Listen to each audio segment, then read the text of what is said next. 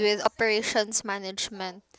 No, so we will start with the introduction ng Japan. Let me share my screen. So we'll end at 10:40 ha, para at least makasunod pa mo kay Sister Marley nga klase.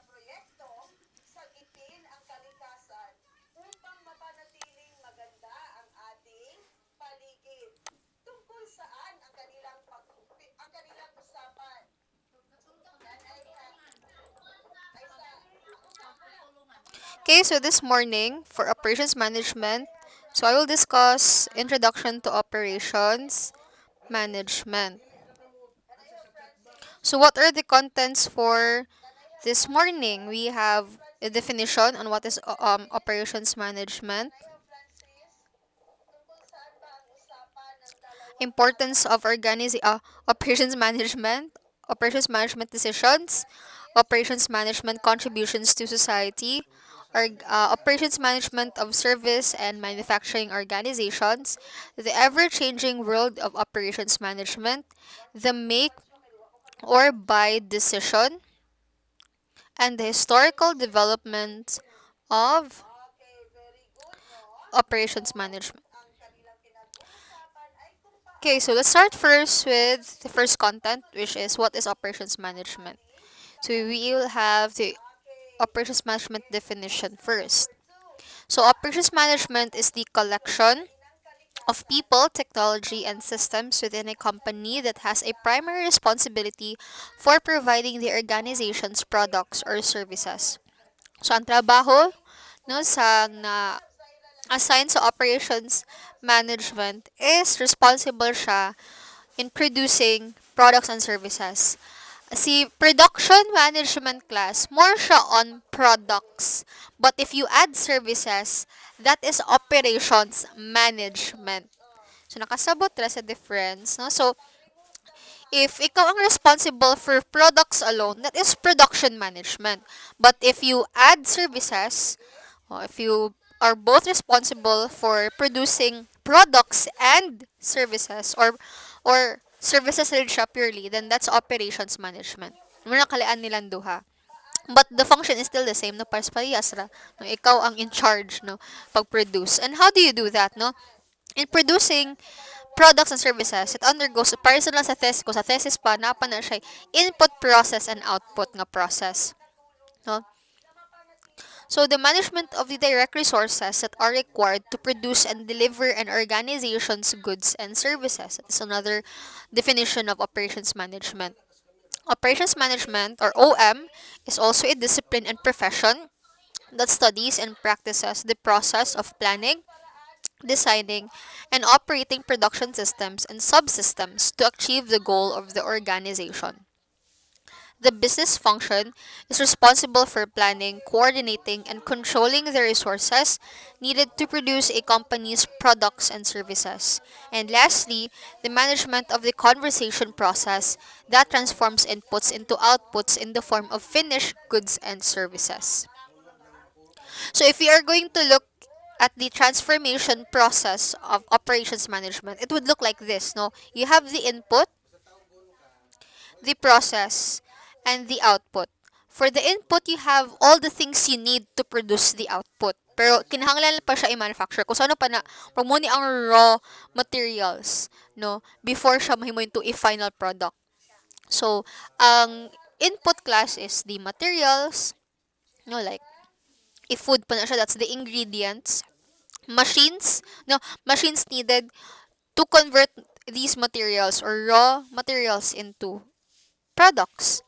You have labor, no, or manpower, no, people who will man the machines in order to make the products into services or in order to make the materials into products. And management, the people that who will manage the people, no, like lahi man na naa sa labor kay sila man ang mutrabaho. Lahi pod ang mo-manage sa mga trabahador. The capital, of course, no, kung pa start up budget nimo, no, kanang needed nimo nga budget in order to start up your company or to start up the manufacturing of your products. No, and the customer, no? Apil man si customer kay without the customer, dili man jud mo exist in the first place. No, walay products nga mahimo in the first place because the customers ask for the demand, no? Sila ang ga-demand ani mga certain products. So, sa input, no? Mawagi siya transformation process. Ang material, ay mo siya sa machines which is manned by people, or manpower, and these people are managed by someone, no? Like a manager or a supervisor. And the capital is the money you need to um, buy materials for the maintenance of the machines, to pay for labor, no, or for the people who work for you, no, or to make those products. So, mo ng transformation process ang kaning raw materials, no, or ingredients, and then automatically once humana ang transformation, mo na din ang output, which are the goods and services. Ma'am, how are services being manufactured? No, ako lang makuan is, it makes sense sa goods, but it doesn't make sense sa services. Actually, no, look at the hotel. So, ang input is ang labor, no? Di man tama kinalag materials kay wala may raw materials ana, no? Labor ra, no, tao ra. Muagi siya po siya transformation process in what way? Training, orientation, no? I-train na tumayo ang tao, like for example, kinahanglan ko og kuan, um, receptionist, no? Kasi receptionist is my input, no, the person. Hire na ko mo, 5 ka buok babae, no, or 5 ka buok personal, no, sa front office. Unya, muagi sila transformation process, no? Either i-train sila, no? Um, ikuan sila, i-orient. Once nga they are properly trained for the job, ilan na i-execute ilang trabaho. Part of the job sa transformation process, and the output of that is satisfied guests and customers. Kay maayo man ilang service, no, nga provide. Their example of service, no, like for example, um, sa restaurant, input ana is both labor and materials. Okay, food, no? So, food paired up with labor. So, si chef, either trained na siya to become a chef, no?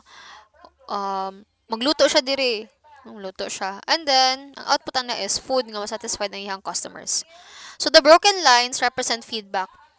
So, please take note ha, because in your thesis puhon, ning ani po ang insurance sa inyong conceptual framework, pero kani sa operations management magud siya. So, kanan yung mga na-encounter sa thesis ninyo class, no? Himo ra po na ini katrabaho nyo po if you become managers because it involves a lot of planning. And in planning, you have to conduct research. Okay. So, ang output, of course, we need to ask feedback if good ba tong output, successful ba tong output nga nabot, or dili, no? So, sa feedback, we will know if, no, nabay angay usbon din sa tong input para to improve our output, or okay na tong output, no? Meaning mo reflect po siya sa unsay klase nga input atong gibutang. So for example, if substandard ra abi ang inputs nga ato ang ibutang sa transformation process, the output kay maot kaayo, wala na satisfied si customer or si guest, ang feedback ana nga mabalik dira is naatay buhaton sa tong input to improve its quality so that once nga moagi siya transformation process, masatisfied si customer. Kay tungod na ay diferensya sa output, mosumbalik ra po siya sa input kay dira man ang root or ang cause sa tanan nga unsatisfied experience, no, or dissatisfied experience ni customer. Now, another example, if maayo pud ang output, no, indot ang inputs or like the materials, no, um nga gihimo, no, and then transformation process maayo pod, ang output high quality, no, dito performance ang output, no, satisfied si customer or si guest. So ang feedback ana mosumbalik na siya sa input nga, nindot ni ang inputs nga inyong gibutang, no, the methods that you did in the transformation process because satisfied si customer. So yan na, no. Okay, so what are the inputs, no, to fully understand on such ng inputs and outputs of a production system? Nilain lang sila class, no. Under inputs, we have the external, market, and primary resources. Under external, we have the legal, economic, social, and technological. Things that the company or the business cannot control because these are external um, environment. No, nabilang sa external environment. The market is the customer desires, no, unsa ang needs and wants the target market, the information of your products and your competition. The primary resources are, of course, things you need to make the output, such as your materials, people, your capital, and utilities or machine or equipment. Outputs, on the other hand, can be both direct or indirect. Direct outputs are the result of the primary sources, such as products and services.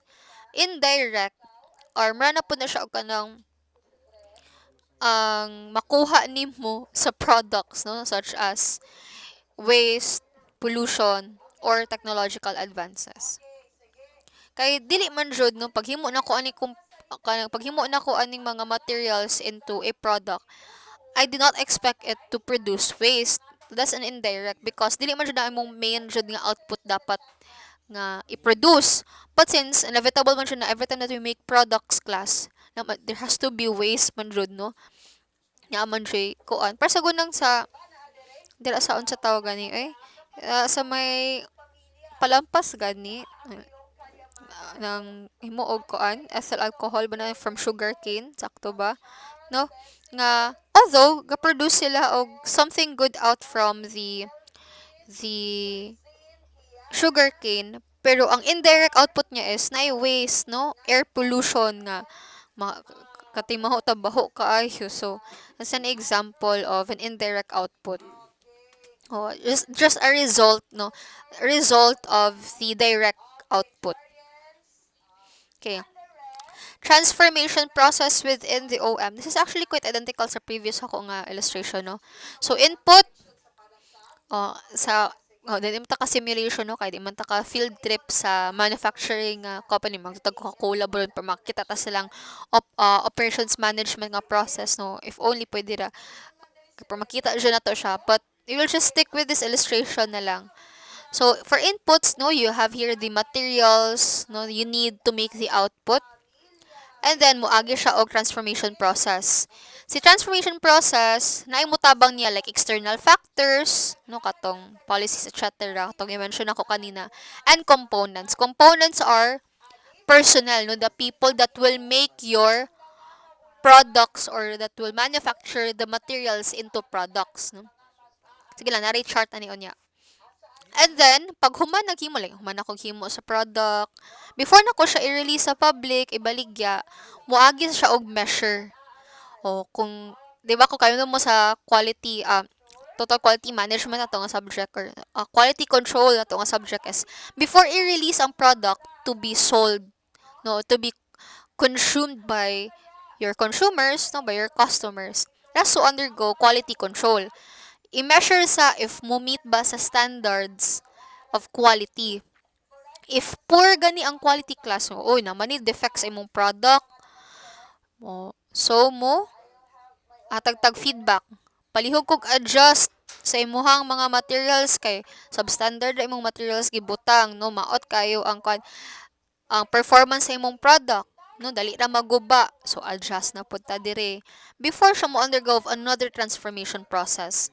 Once moagi na pud siya og measure, i-check ihang quality, no, agi siya quality control. If makapasar siya sa standards, or release na siya as outputs, no, to be consumed by the customers. Okay, so do you understand the entire transformation process of the operations management? Sabtan ra.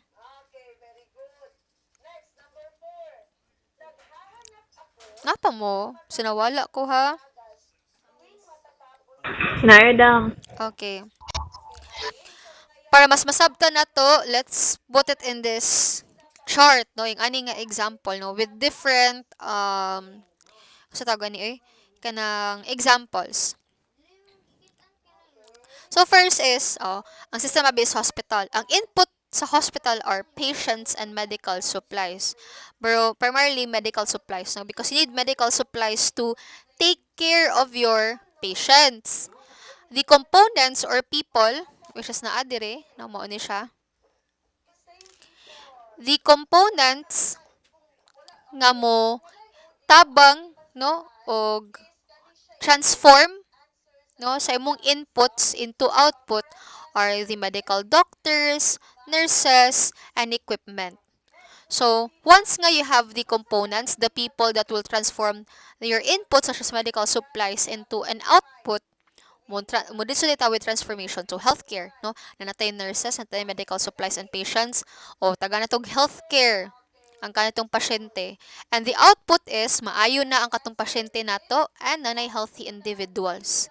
So mo na siya no, input, components, people that will assist no in making these inputs into outputs through a transformation.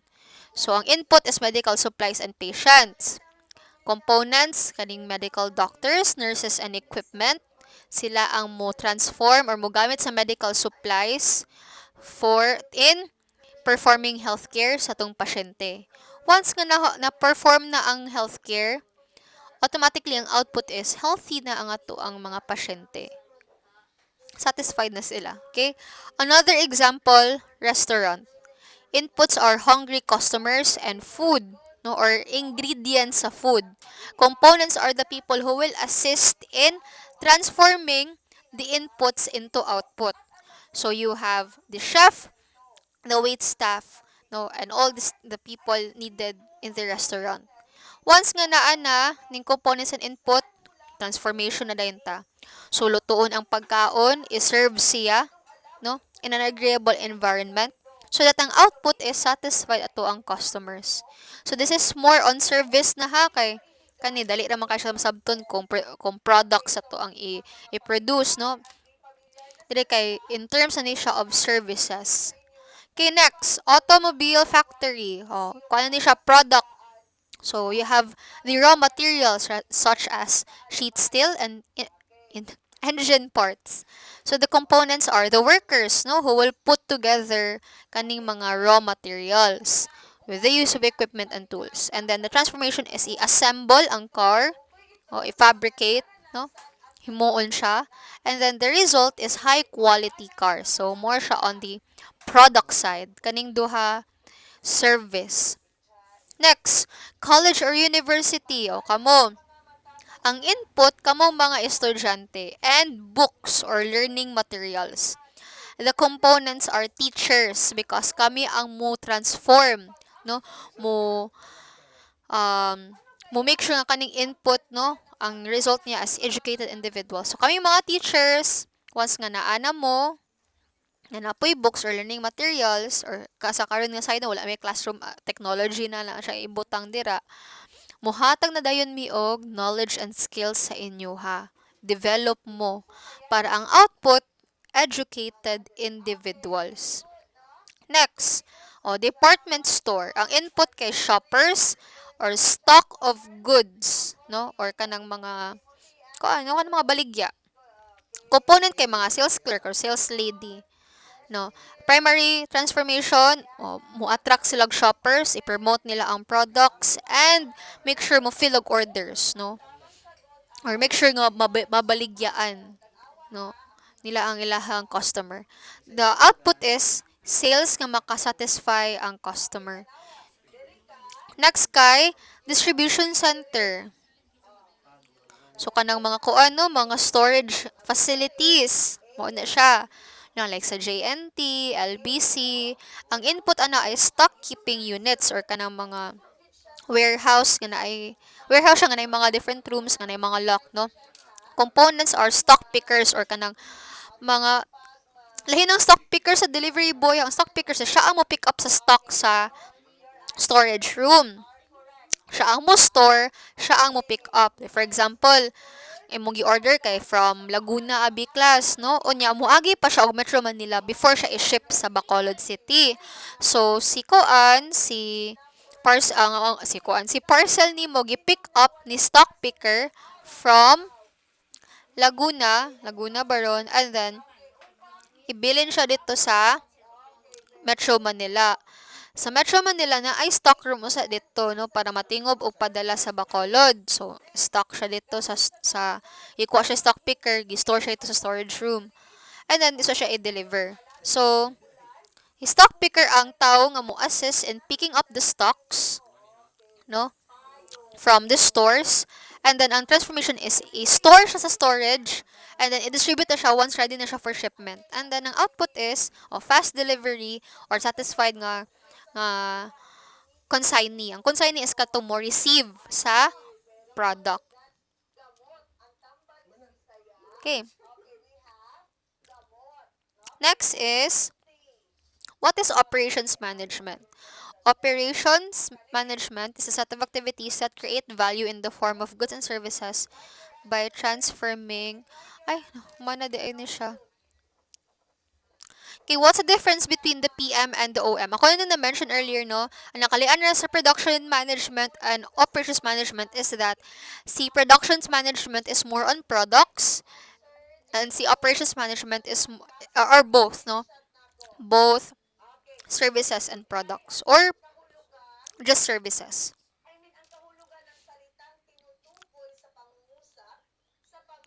Okay, what are the responsibilities ni operation manager?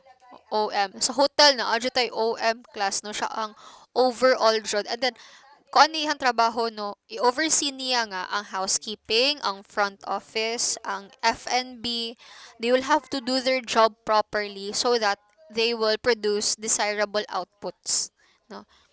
Nga based pod sa ilahang goal or objectives.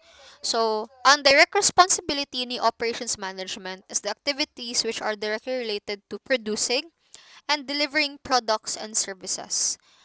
Ang indirect responsibility niya is to partake in activities that are involved in interfacing with other parts of the organization. So, ang direct niya nga, personally ko OM na mo sa hotel nga, ang iyang trabaho is, dapat, i-make sure niya ang kaning inputs, they will be produced into outputs, no? Like products and services. But her indirect responsibilities is dapat pod makig-communicate pod siya sa uban sectors sa organization or sa hotel maski wala siya na belong dito. Although she is not part of the hospitality, she's not part of the housekeeping department. She's not part of the F&B jud kay di man siya wait staff, di man siya chef, dili man siya part pod sa front office, but naa siya indirect responsibility to communicate with them, no? Or to interface or at least to organize or coordinate with them to make sure nga gitrabaho siya nila ng trabaho and then ang kanyang desired output ma-meet siya nila. Broad responsibilities or extension yung responsibilities. So a wider set of tasks that involves scanning the business, social and political environment in which the organization exists in order to understand its context. Now, although her direct responsibility is to make sure she will get from point A to point B, from inputs to outputs, but her broader responsibilities is to make sure nga mag-conduct siya og research, scan niya yung competitors, no, yung environment to see on how to improve the inputs and how to improve the transformation process of those inputs into outputs. So mag-conduct og research akong lang taon if unsang ginabuhat sa competitors kay para mas ma-improve na ko amo ang trabaho pod dire para mas ma-improve ang mong outputs pod, no. So mo po na yung broad responsibilities. Okay, for those who have studied sa entrepreneurship, no, sa senior high, naay 5 ka book responsibilities si OM, no? You have the planning, controlling, organizing, staffing, and directing.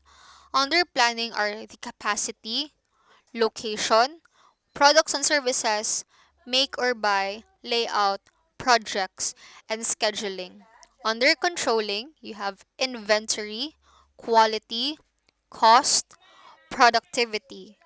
Under organizing, you have degree of centralization, process selection, and under staffing, you have hiring or laying off, use of overtime. And under directing, you have incentive plans, issuance of work orders, and job assignments.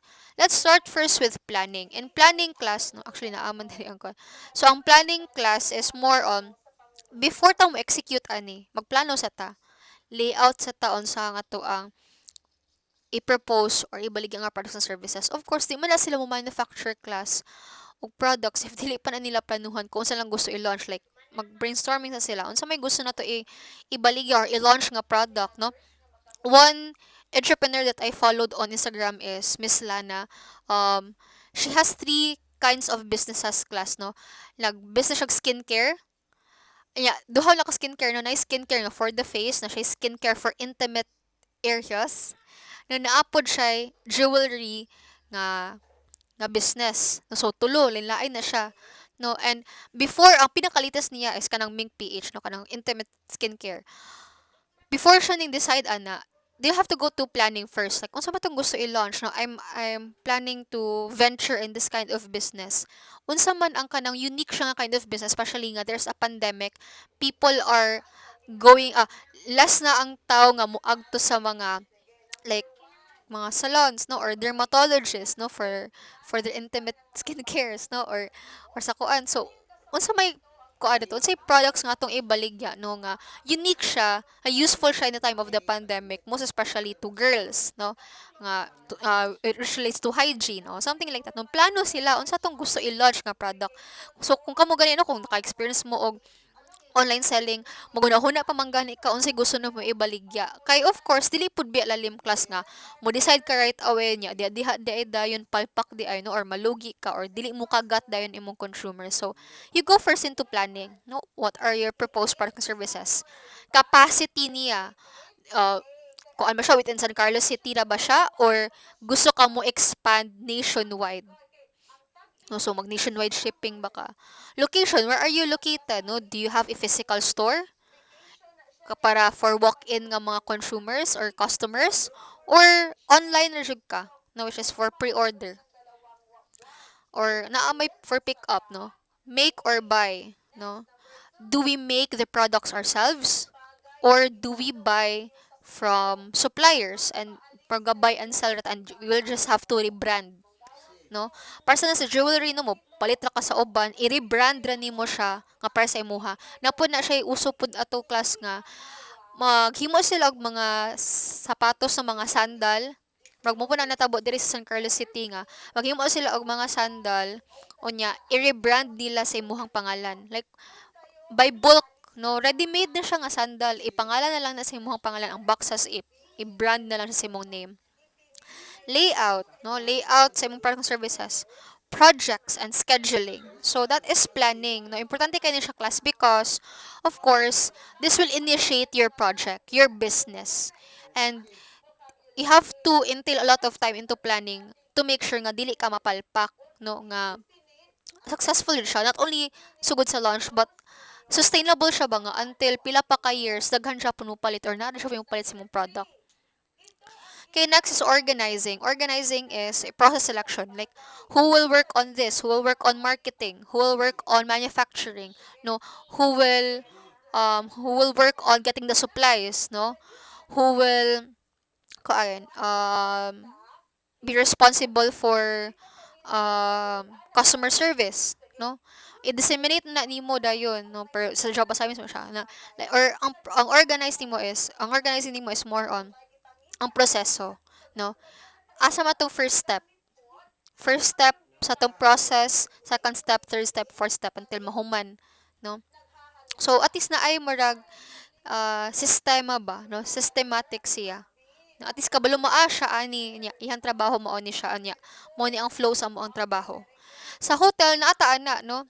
Katong sa tong macro perspective nga naatay standard operating procedures na naapotay process, no, nga first kadi kaabot sa guest o receive dato siya pagkahuman palingkoron pakita sa menu tagag complimentary drink dayon once take order paghuman ana once mahuman siya mahuman ang take order repeat ang order ihatag dito sa kitchen human gani dayon ihatag din ang food dayon sa guest, so something like that, no, that's organizing, no, ato ang proseso, no.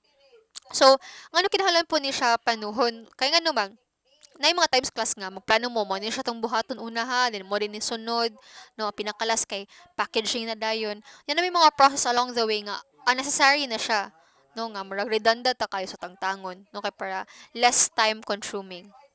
Next is staffing is hiring people, no.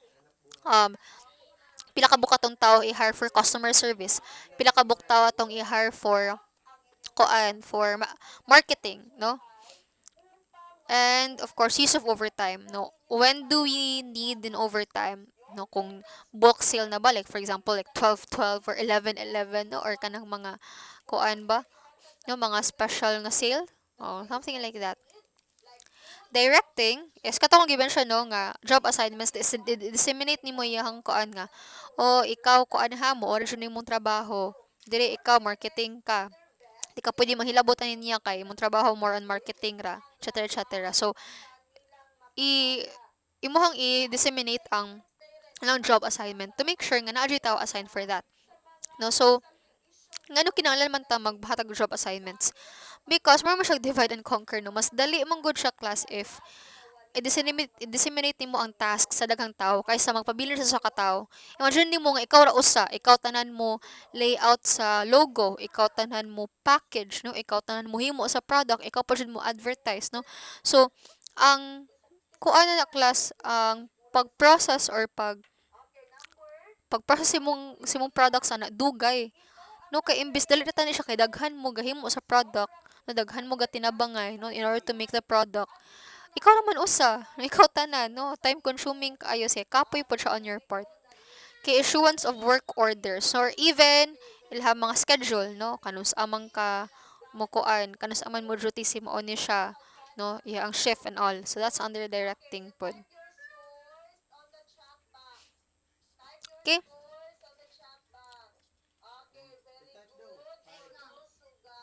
Importance of operations management. So why is operations very important? No, operations is an important part of every organization.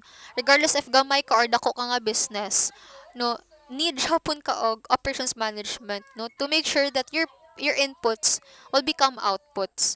So we should know how goods and services are produced, no. If you want to become managers, you have to have a wide range or knowledge of how a product or service are being produced from raw materials or from inputs, process siya into outputs. So all managers should have an understanding of the main principles and tools of OM. Importante ka na because ikaw man ang mo manage, ikaw mo direct, ikaw mo lead sa imong mga tao, ikaw mo manage nila. It is responsible for the customer fulfillment aspects of an organization.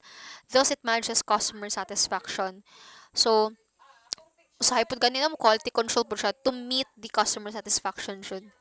OM is such a costly part of the organization. No, because you really need to make sure that your inputs kay dira man tanan imong capital dira man siya na sa OM, no, sa imong raw materials, sa imong machines to make those materials into products, no, the packaging itself so tanan nimong capital dira siya na sa OM, mabundak tanan. So companies need to have an efficient operations to survive. If poor imong operations manager o managing skills, then lisod kaayo, no? So to succeed, a firm must have a strong operations function, teaming with other organization functions. OM is responsible to increase productivity and profitability. Increasing overall productivity leads to economic growth and a higher standard of living. Operational decision making requires a long term perspective and requires input from all business functions. And OM decisions tend to be costly and difficult to reverse. And that is true, no? And that's why class, let's look back here.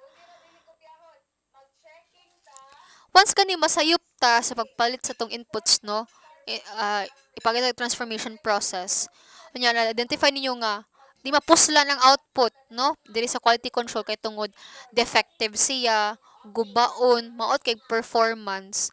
Automatically, you will have to do no the transformation process again and you have to procure another set of materials. So ang matabo balik na pug ka ug buhat ang kato imuhang nabuhat na previously malabay na lang to siya, no? So irreversible, no? Costly na siya although we can do it again, but daghan na kag nagasto nga kwarta. That is why we have to be very kuan siya, no, kanang di mo yung frugal, pero dapat, no, when we make decisions, no, dili siya kalas, no, it has to be efficient, no.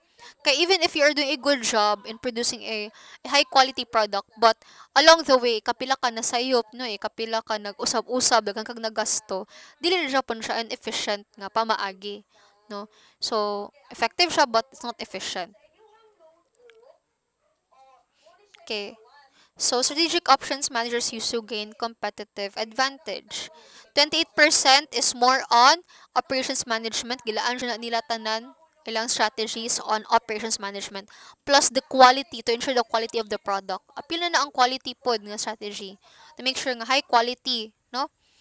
And then 18% is on marketing. Importante kaning marketing class because we need to make sure our products are known to the customers. And we need to also make sure nga ma-advertise ito siya og tarong, no? Because one way of gaining customers is to inform them that our products exist. So you have momentum, name recognition or your reputation, quality service, good management, financial resources, and other. So, pinakabugat jud diri si operations management. So, in brief, no, in summary, OM plays an important, although not always obvious role in societies in which we live. Nakita man jud ninyo, no, nga not only in businesses, but in schools, no, in manufacturing, no, in hospitals, OM is still a part, no, of their process.